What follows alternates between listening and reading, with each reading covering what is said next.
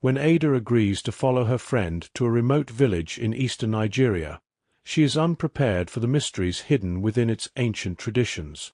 One early morning, eager for adventure, she stumbles upon Kumba River, a sacred stream forbidden to visitors on a fateful market day. There, she encounters a mesmerizing mermaid adorned with 2 pythons and a chilling warning. Today is the day the Queen Mother of the Waters walks the earth. Ignorant of the village's rules, Ada must navigate an otherworldly encounter that blurs the line between myth and reality. Will her innocent curiosity awaken forces beyond her understanding? Chapter 1.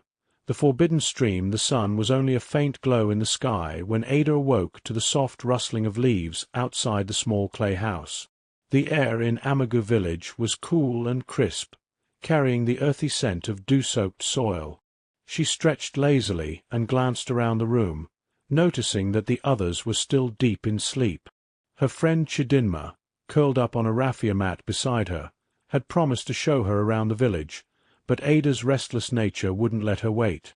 This was her first time visiting her friend's village, and she was eager to explore its quiet beauty. Carefully, she slipped out of the house, mindful not to wake her hosts. The village was still shrouded in the faint mist of dawn, its winding dirt paths empty and peaceful. Ada wandered aimlessly until her feet brought her to a narrow path leading into the bush. A soft trickle of water caught her ear, pulling her forward like a spell. Soon, she found herself standing at the edge of a shimmering stream, its surface glowing faintly in the morning light. Her eyes widened in delight. Kumba River. Chidinma had briefly mentioned it the night before, but there had been no time for details. She hadn't said anything about it being dangerous or forbidden. The stream's clear waters called to her, the gentle current whispering secrets in a language she couldn't understand. Intrigued, Ada stepped closer, brushing past the ferns that lined the banks. Something about the place felt otherworldly, yet serene, as if time itself slowed in its presence. She was about to kneel by the water's edge when a sudden movement across the stream caught her eye. Ada froze, her heart pounding. Slowly, a figure emerged from the water, a man with shimmering skin that seemed to glisten like fish scales under the growing sunlight. His long, wet hair flowed over his shoulders, and his torso, though human, was strangely perfect, almost unnaturally so. It wasn't until her eyes fell lower that she realized his legs were not legs at all. They were a powerful, glistening fish tail that swayed hypnotically in the water. Ada stumbled back, her breath catching in her throat. Before she could think to run, she noticed something even more terrifying. Coiled around each of the figure's arms were 2 massive pythons, their heads raised and their beady eyes fixed on her. "What are you doing here?" the creature asked, his voice deep and resonant, carrying an otherworldly authority. His eyes were piercing, glimmering like molten gold. I was just out for a walk," Ada stammered, unable to tear her gaze away. Her feet felt rooted to the ground, her chest tight with fear. The man frowned. "Today is Eek Market Day. No one comes to Kumba River on this day." "I didn't know," Ada whispered, her voice trembling. "I'm a visitor. I didn't mean to break any rules." The creature studied her intently, his gaze softening slightly. "You are not from this village," he said, as though finally realizing it. "That is the only reason you are still standing." Ada's knees buckled, and she nearly collapsed in relief. But her curiosity got the better of her. She glanced again at the creature's tail and the snakes, then back to his face. "Who are you?" she asked cautiously. The man's lips curled into a faint smile, revealing sharp, pearly teeth. "I am Madhu," he said, his voice tinged with pride. "A servant of the Queen Mother of the Waters. Today is the day she walks the earth, and this river is her sacred path. You should not be here." Ada swallowed hard, her throat dry. "The Queen Mother? Is she?" Is she like you? Madhu tilted his head, a flicker of amusement in his golden eyes. No, he replied. She is far greater than anything you can imagine. If she finds you here. His voice trailed off ominously, leaving the rest to Ada's imagination. Please, Ada pleaded. I didn't mean to offend. I'll leave right now. But before Madhu could respond, the water behind him began to ripple violently, as though something massive was rising from the depths. His expression darkened. You're too late, he said quietly. She is here. The last thing Ada saw before the world spun into chaos was a towering figure emerging from the river, crowned in shimmering water lilies. Her presence overwhelmed the Queen's fury. The world seemed to hold its breath as the towering figure rose from the water. Ada's heart pounded in her chest, her legs trembling as though the earth itself had turned to quicksand. The figure was impossibly tall, her form shimmering like liquid gold. She wore a crown of water lilies and pearls, and her presence exuded a regal, almost suffocating power. The Queen Mother! Madhu dropped to his knees in the shallow water, bowing his head low. The two pythons slithered from his arms, sliding into the water to join their queen. Great Mother, he said reverently, his voice barely above a whisper. Ada, frozen with fear, couldn't move. The Queen Mother's gaze locked onto her, sharp and unyielding, her eyes like twin pools of endless depth. A faint smile curved her lips, but it wasn't comforting, it was predatory. You, the Queen Mother said, her voice echoing like the crash of distant waves. A mortal, standing on my sacred banks. Ada tried to speak, to explain, but the words died in her throat. Her body felt impossibly heavy, as though the very air around her had thickened.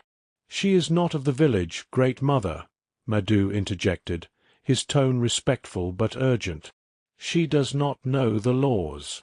The Queen Mother's head tilted slightly, her crown of lilies trembling with emotion. Her gaze softened, but only for a moment. Ignorance is no excuse, she said coldly. Her voice seemed to flow through the air, wrapping around Ada like invisible chains. This river is mine, my sanctuary. No mortal crosses its threshold uninvited. Ada's knees finally buckled, and she fell to the ground, trembling. I didn't know, she managed to croak, her voice barely audible. I didn't mean to offend. Please, forgive me. The Queen Mother's lips curled into a cruel smile. Forgiveness, she repeated, her tone mocking. Do you think forgiveness is given so easily in my world? Madhu raised his head slightly. Great Mother, he said cautiously, she is harmless, a visitor. Perhaps her transgression is one that could be overlooked. The Queen Mother's gaze snapped to Madhu, her expression darkening. You dare suggest mercy to me, Madhu? She hissed. Have you grown bold in your service? Madhu immediately bowed his head again, his body visibly tense. I would not presume, Great Mother. The Queen Mother turned back to Ada, her eyes narrowing. You have broken sacred law, she said, her voice colder now. And for that, there is always a price. Ada's heart sank. What price? She whispered, tears welling in her eyes. The Queen Mother stepped closer, her towering form casting a shadow over Ada. The water beneath her feet rippled with each movement, as though the river itself was bowing to her presence. That, she said, her voice low and menacing, is for me to decide. Before Ada could react, the Queen Mother raised her hand, and the water from the stream surged upward like a living thing. It coiled around Ada's legs, icy and unrelenting, pulling her toward the water. She let out a panicked scream, clawing at the earth, but the Queen Mother's power was too strong. No! Madhu shouted, his voice breaking with urgency. He waded into the stream, placing himself between Ada and the Queen Mother. Please, Great Mother, allow me to speak. The Queen Mother's eyes blazed with anger, but she paused. The water froze mid-motion, holding Ada in place. Speak carefully, Madhu, she warned, her voice like the distant rumble of a storm. Madhu turned to Ada. His golden eyes filled with a mixture of desperation and determination. You must offer her something, he whispered quickly. Something of value. She only spares those who can prove their worth. Ada's mind raced, her fear clouding her thoughts. I have nothing, she cried, the water tightening around her ankles. The Queen Mother tilted her head, as though entertained by her panic. If you have nothing, she said with a smirk, then you are nothing, and the river takes what is worthless. The water surged again, dragging Ada closer to the stream's edge. Her fingers clawed at the dirt, her cries growing more desperate. Please, wait. I'll give you whatever you want. The Queen Mother stopped, her expression unreadable. Anything. Ada nodded frantically, her chest heaving. Anything. A chilling smile spread across the Queen Mother's face. Very well, she said. Your life is spared.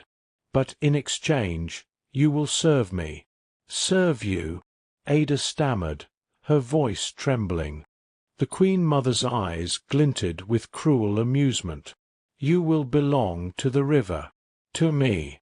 From this day forth, you are bound to my will. No, Ada gasped, shaking her head. I can't. It is done, the Queen Mother interrupted, her voice final.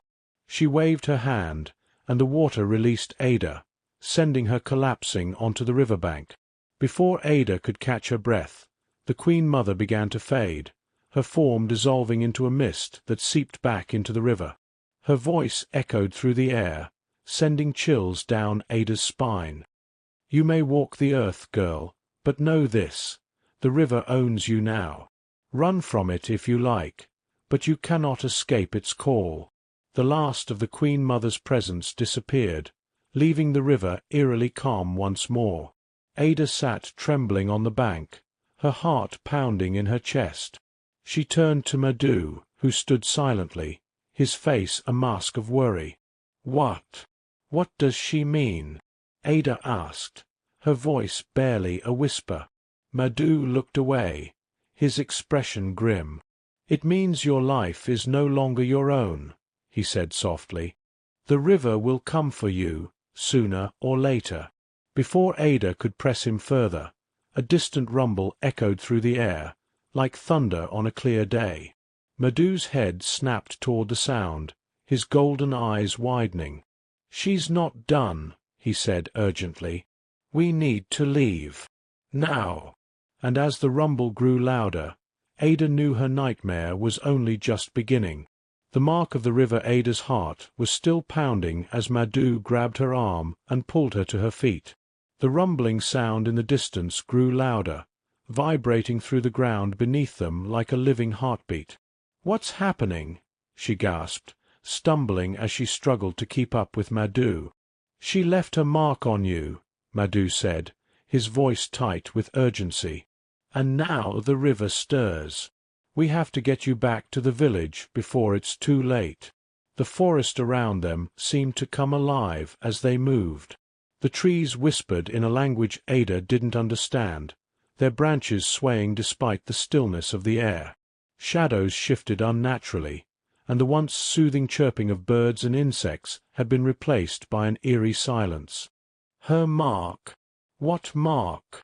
Ada asked, panic creeping into her voice. Madhu didn't answer immediately. Instead, he glanced at her wrist, his jaw tightening. She claimed you, he said at last. The Queen Mother rarely lets mortals go unpunished. Her mark binds you to her, and to the river. It's how she'll find you, no matter where you are. Ada's breath hitched.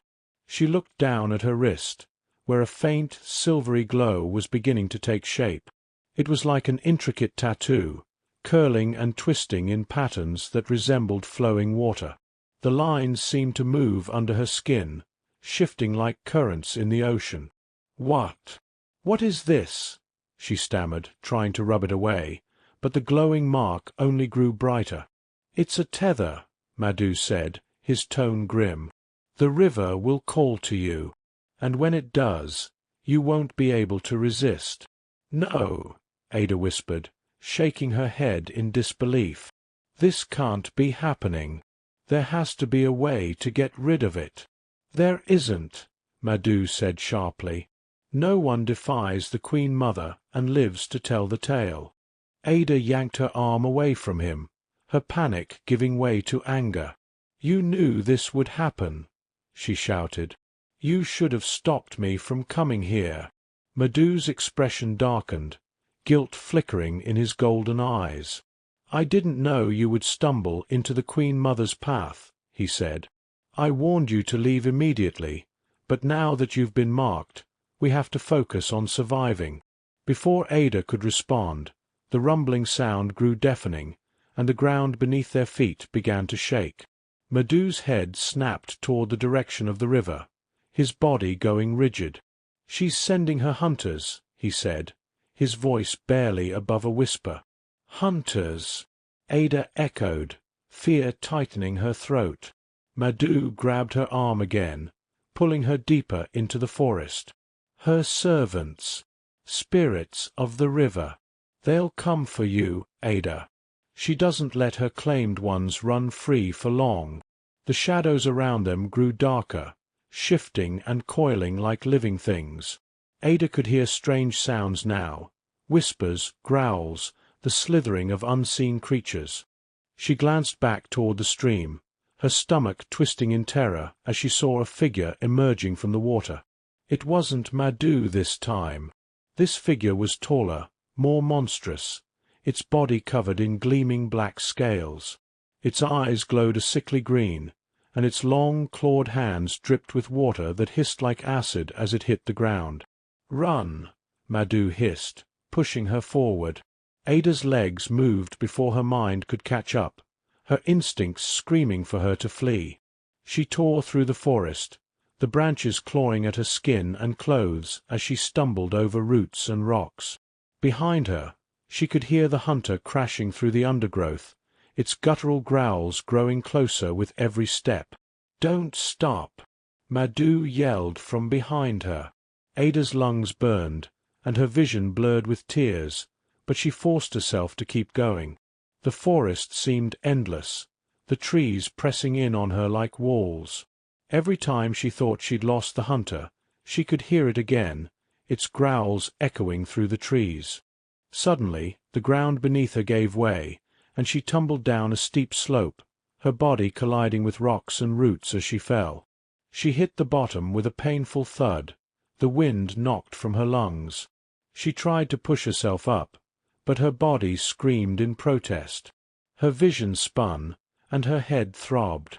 Above her, the trees seemed to sway and shift, their shadows growing darker and more menacing. Then she saw it. The hunter stood at the top of the slope, its glowing green eyes locked onto her. It let out a low, guttural growl, the sound vibrating through the air like a warning. Ada scrambled backward, her hands clawing at the dirt. "Madhu!"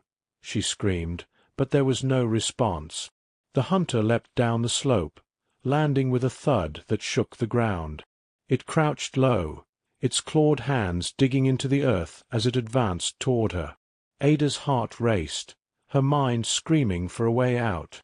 But there was nowhere to run. The hunter was faster, stronger, and it was closing in.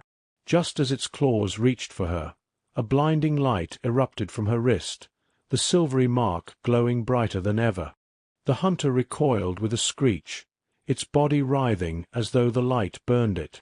The mark on Ada's wrist pulsed, sending waves of energy through the air.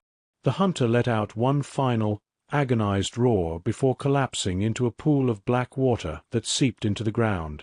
Ada stared at her wrist in disbelief, the glowing mark slowly fading back to its faint, silvery hue. She could hear footsteps approaching, and a moment later, Madhu appeared at the edge of the slope, his face pale with worry. "You used the mark," he said, his voice filled with awe and fear. "I didn't do anything," Ada said, her voice trembling. "It just happened." Madhu helped her to her feet, his grip firm but gentle. "The Queen Mother's power is in you now," he said. "But it won't save you forever. This was only the first hunter. She'll send more." Ada's legs wobbled beneath her as she tried to process what had just happened. "What am I supposed to do?" she asked, her voice barely above a whisper. Madhu's expression was grim. "We have to find a way to sever your connection to the river," he said, "before it's too late." Ada nodded, though her mind was spinning with fear and uncertainty. As Madhu led her away from the slope, she couldn't shake the feeling that someone, was still watching her. And somewhere in the distance the river whispered. The parting warning Madhu stood before Ada, his golden eyes glowing faintly in the dim light of the forest. His face was somber, his usually smooth and unreadable expression clouded with a mix of urgency and worry. The distant rumbling from the river had faded, but the air still felt thick, charged with a presence Ada couldn't name. "You can't stay here," Madhu said abruptly. His voice was sharp, cutting through the silence. Ada's heart sank. "You're sending me away? After everything that's happened?" "Yes," Madhu replied firmly. "The longer you remain in this forest, the more danger you invite. The Queen Mother's hunters will not stop, and I cannot protect you from everything. You must go back to the village and prepare for what is to come." "But," Ada began, her voice shaking. "There is no time to argue," Madhu snapped, his tone harsher than before. Then he softened, taking a step closer. "Listen carefully, Ada. I have two things to tell you, and you must remember them. They will determine whether you live or die." Ada swallowed hard, her chest tightening at the gravity in his voice. She nodded, her hands trembling at her sides. "First," Madhu said, his golden gaze piercing hers, "you will experience visits, unfamiliar ones. These may come as voices, as shadows, or as dreams that feel too real. The Queen Mother and her servants will not leave you alone. They will try to confuse you, to lure you back to the river." Ada's throat went dry. "What do I do?" "Whenever it happens," Madhu said, leaning in slightly, "you must say these exact words. 'I am innocent. What I don't know doesn't know me.' Do you understand?" Ada repeated the phrase under her breath, her voice trembling.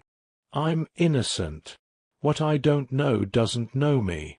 Madhu nodded. "Good. Say it firmly, without fear.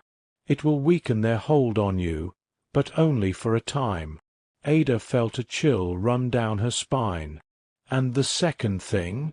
Madhu stepped back, his fish-tail shimmering faintly in the dim light, the scales reflecting an otherworldly glow. His voice dropped to a grave tone. "There is only one way to sever your connection to the river. A sacrifice must be made on Eek Market Day, when the sun is at its peak." "A sacrifice?" Ada whispered, her pulse quickening. "Yes," Madhu said, his tone unwavering. "I will give you a list of items. These must be presented to someone who knows the traditions of this village. They will understand what must be done. If the ritual is performed correctly, your tether to the Queen Mother will be broken." Ada listened intently as Madhu began listing the items. "A white cockerel, untouched by any hand but yours. A calabash filled with water from Cumber River, taken before dawn. 7 collarnuts, split cleanly in 2. A piece of red cloth, soaked in palm oil." Madhu paused, his gaze heavy. "There is more, but the elder will guide you. Tell them the ritual must take place in the heat of the sun on Eek market day.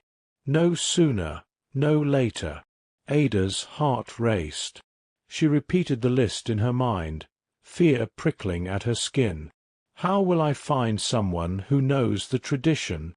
You will know, Madhu said cryptically. Fate will guide you. But you must leave this forest now. The Queen Mother will not wait forever. Ada looked at him, her eyes searching his face for some sign of reassurance. How will I even make it out of here alive? The hunters. I have already thought of that, Madhu interrupted. He gestured to the ground beside him, and one of the massive pythons that had coiled around his arms earlier slithered forward. Its movements were slow and deliberate, its body shimmering like molten gold in the faint light. This python will lead you out, Madhu said.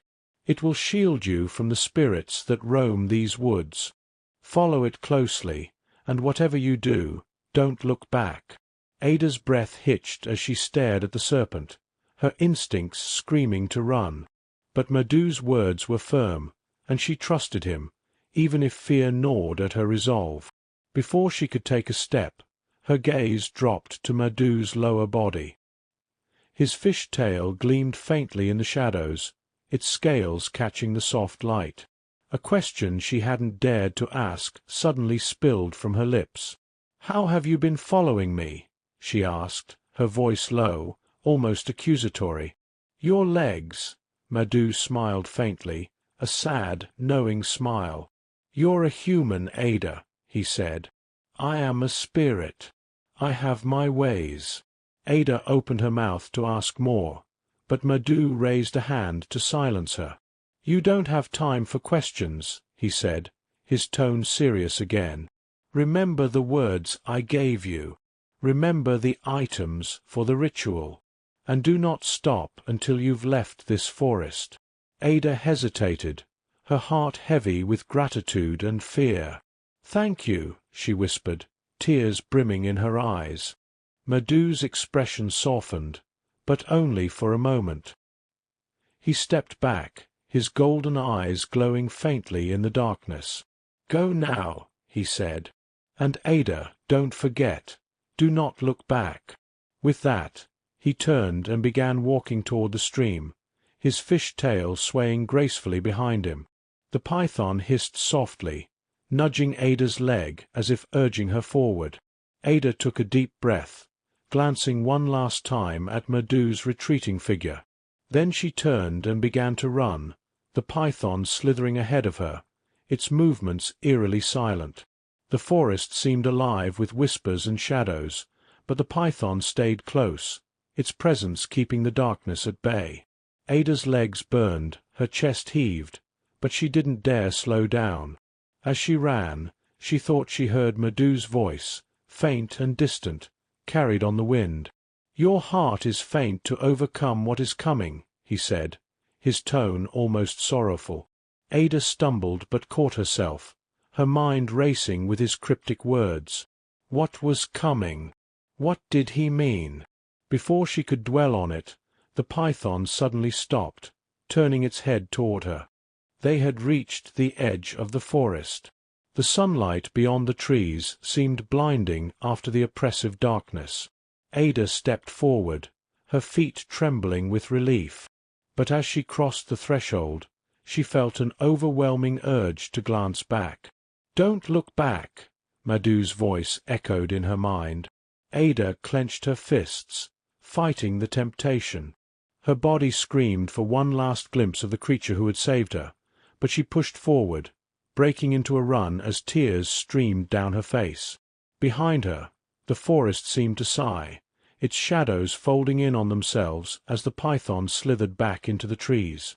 And far away, by the sacred stream, Madhu stood silently, his gaze fixed on the horizon. "You have little time," he murmured to himself, "and the river never forgets." The water rippled behind him, and a shadow loomed in its depths. The Queen Mother was watching.